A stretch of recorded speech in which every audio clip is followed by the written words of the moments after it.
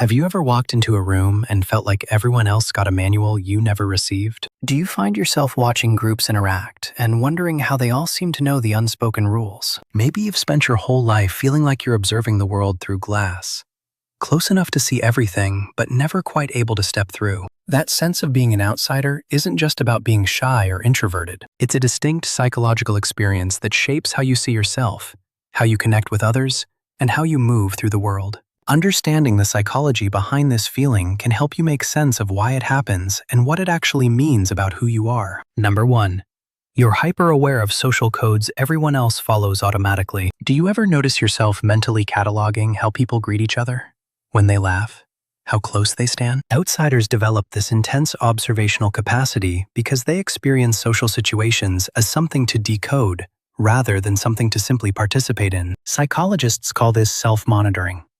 And while everyone does it to some degree, people who feel like outsiders take it to another level. You might watch someone effortlessly join a conversation and think about the exact sequence of their actions, like you're studying a choreographed dance. This happens because your brain is trying to reverse engineer belonging. The irony is that this hyper-awareness often makes you more perceptive about human behavior than people who've never questioned their place in a group. You notice micro-expressions, shifts in energy, the subtle politics of who talks over whom. But that same awareness can trap you in your head, watching and analyzing instead of just being present. Number 2. Your identity feels like something you constructed rather than discovered. Have you spent years trying on different versions of yourself to see what fits? People who feel like outsiders often describe their personality as something they built piece by piece, borrowing traits and interests from various sources rather than something that emerged naturally. This isn't about being fake. It's about never having a stable reference group that reflected you back to yourself.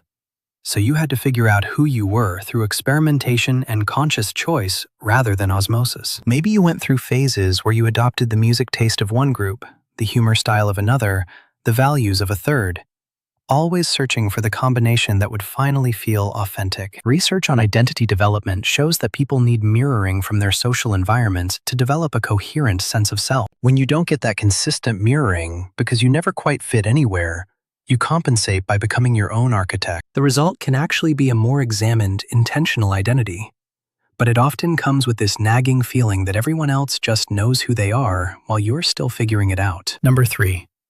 You have rich inner worlds that feel more real than external ones. Do you find yourself retreating into elaborate daydreams, imaginary conversations, or creative projects that feel more vivid than your actual social life? Outsiders often develop incredibly complex internal landscapes because that's where they feel most at home. When the external world doesn't offer belonging, your mind creates spaces where This might look like spending hours building fictional worlds, having ongoing dialogues with versions of people in your head, or getting completely absorbed. Psychologists studying loneliness have found that people with rich fantasy lives aren't escaping reality as much as they're creating psychological sustenance they can't get elsewhere. Your inner world becomes a sanctuary, but it can also reinforce the distance between you and others. The more time you spend in your head, the more foreign the outside world can feel, which makes you retreat further inward.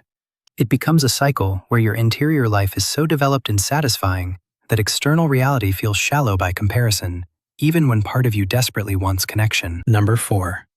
You question whether your differentness is real or just perception. Have you ever wondered if you're actually that different? Or if you've just convinced yourself you are? This is one of the most disorienting aspects of feeling like an outsider. You can't tell whether people genuinely see you as separate or whether your own belief that you don't belong is creating the distance. Maybe someone includes you in plans and you wonder if they're just being polite. Maybe you connect with someone and immediately question whether they really get you, or if you're projecting. Research on social rejection shows that perceived exclusion and actual exclusion activate the same pain centers in the brain, which means your experience of being an outsider is real, regardless of whether others intended to exclude you. But this also means you might be experiencing rejection that isn't happening, creating a self-fulfilling prophecy. You hold back because you assume you won't fit, which makes you seem distant, which confirms your belief that you don't belong. The uncertainty itself becomes part of the experience. You're stuck between thinking everyone else is right and you're the problem, or thinking you're right and everyone else just doesn't understand. Number 5. You feel like you're performing normalcy rather than living it. Does small talk feel like a script you've memorized rather than a natural exchange?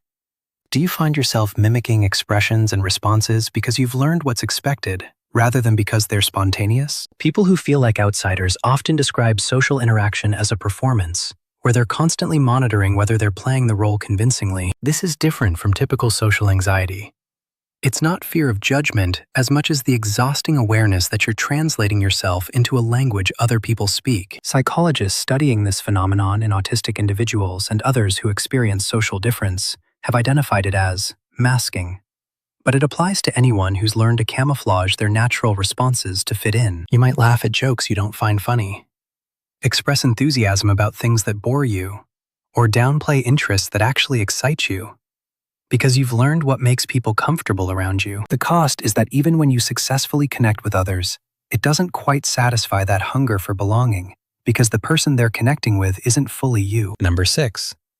You're drawn to other outsiders, but connection still feels complicated. Have you noticed that you gravitate toward people who also seem like they don't quite fit, but even those relationships feel harder than they should? There's often an assumption that outsiders will automatically understand each other, but the reality is more complicated. When you spend your life feeling separate, intimacy itself can feel threatening. You might find someone who shares your experience of not belonging and still keep them at arm's length, because letting them in means risking the one identity you're sure of, being someone who doesn't need others. Research on attachment patterns shows that people with histories of social exclusion sometimes develop what's called dismissive attachment, where they protect themselves by maintaining independence and minimizing their need for connection. You might self-sabotage friendships right when they start getting close, or choose people who are emotionally unavailable because that familiar distance feels safer than the vulnerability of actually being seen. The cruelest part is that the belonging you want most is also what terrifies you, because accepting it means admitting how much the absence hurt. Number 7. You swing between superiority and worthlessness. Do you sometimes feel like you're more perceptive, more authentic, or more aware than the people around you, and other times feel fundamentally broken or defective? This psychological splitting is common among people who experience chronic outsider status. When belonging feels impossible, your mind creates alternative narratives to make sense of the pain. The superiority narrative says you're different because you see through superficiality, you think deeper, you refuse to compromise your authenticity for shallow acceptance. The worthlessness narrative says you're different because something is wrong with you. You're too much or not enough. You're fundamentally unlovable. You might swing between these extremes depending on the day or the situation. Research on self-concept among marginalized individuals shows this is actually an adaptive response to exclusion. Your brain is trying to protect your self-worth while also making sense of your social reality. Neither narrative is fully true. The superiority feels hollow because deep down, you'd trade the perceived depth for simple belonging. The worthlessness doesn't match the evidence of your actual qualities. But both stories let you maintain some control over a situation that otherwise feels random and cruel. Number 8. Finding your people doesn't erase the outsider identity. If you've ever found a group where you genuinely fit and still felt that familiar separation, you know this truth. Being an outsider isn't just about circumstances. It becomes part of how you're wired to see the world. Even when you're included, part of you is still watching from the outside, waiting for the moment the illusion breaks. This isn't pessimism. It's pattern recognition based on lived experience. Psychologists studying identity formation have found that experiences of exclusion during developmental years create lasting templates for how we interpret social situations. Your brain learned to prepare for rejection as a survival mechanism, and that sensitivity doesn't disappear just because your current environment is safer. You might have close friends who genuinely love you and still feel like an imposter in your own life. The outsider perspective becomes a lens you can't fully remove, which means even belonging feels slightly unreal. But there's something else here too. That perspective, while painful, also gives you access to insights that people who've never questioned their place don't have. You see systems and dynamics others take for granted. You question assumptions that seem natural to everyone else. The challenge is learning to value that perspective without letting it isolate you from the connection you deserve. Number 9. You carry this even when you don't want to. Feeling like an outsider isn't something you chose, and it's not something you can simply decide to stop. It's a response to real experiences of difference, exclusion, or simply never finding your reflection in the world around you. What matters now is recognizing that this experience doesn't define your worth or determine your future.